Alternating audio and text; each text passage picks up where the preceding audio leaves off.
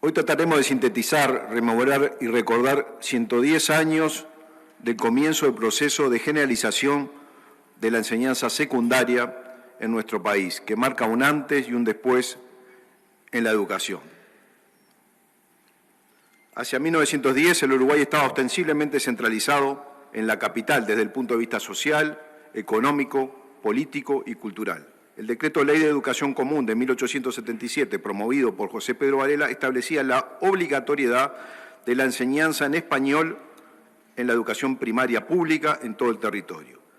La delimitación de las fronteras del norte del país y el alto número de inmigrantes de origen europeo tienen gran incidencia en la formación de la cultura y de la educación.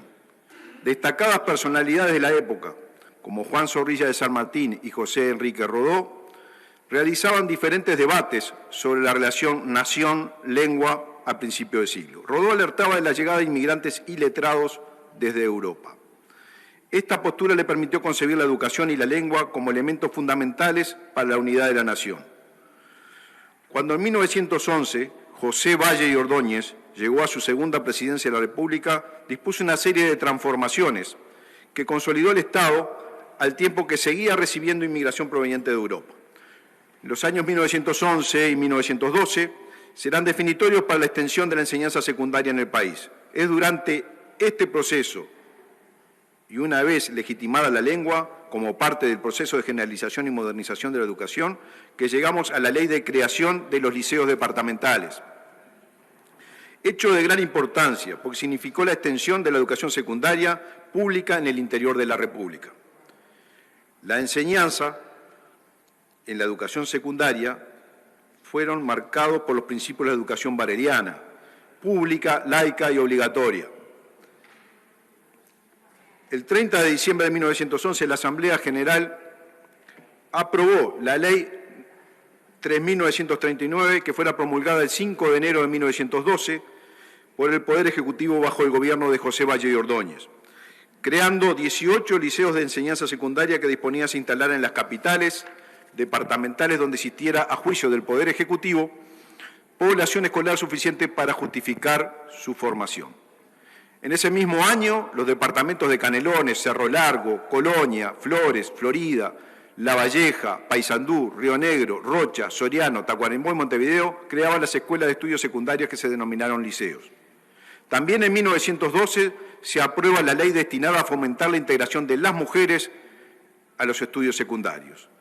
En la vida cultural y política del país, los liceos departamentales fueron de largo alcance, contribuyendo al desarrollo de la vida nacional en distintas formas, promoviendo la enseñanza secundaria pública, colaborando con el desarrollo cultural e intelectual de la población en el interior, permitiendo nivelar las clases sociales por la gratuidad de la enseñanza secundaria, permitió la incorporación de la mujer del interior del país a los estudios secundarios, formaron conciencia estudiantil en toda la República e influyeron en la vida cívica democrática.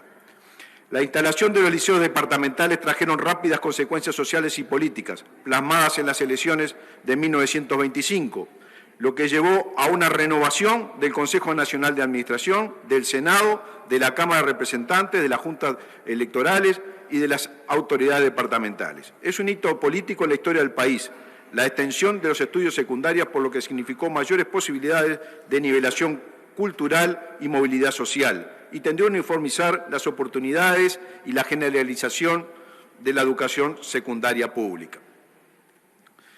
Señora Presidenta, tenemos mucha confianza y fe en el esfuerzo de cada ciudadano en la lucha diaria por mejorar la calidad de vida y la de su familia.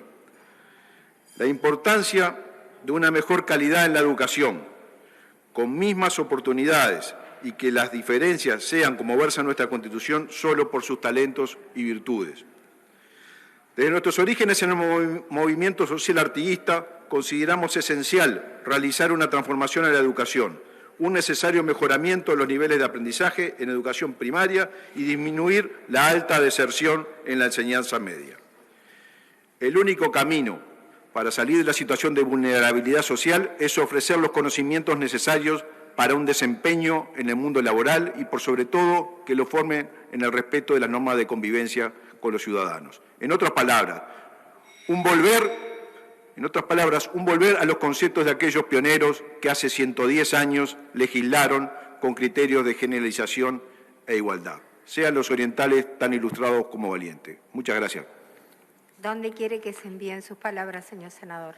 A los liceos departamentales de todo el país, al CODICEN, a la ANEP y al Ministerio de Educación y Cultura.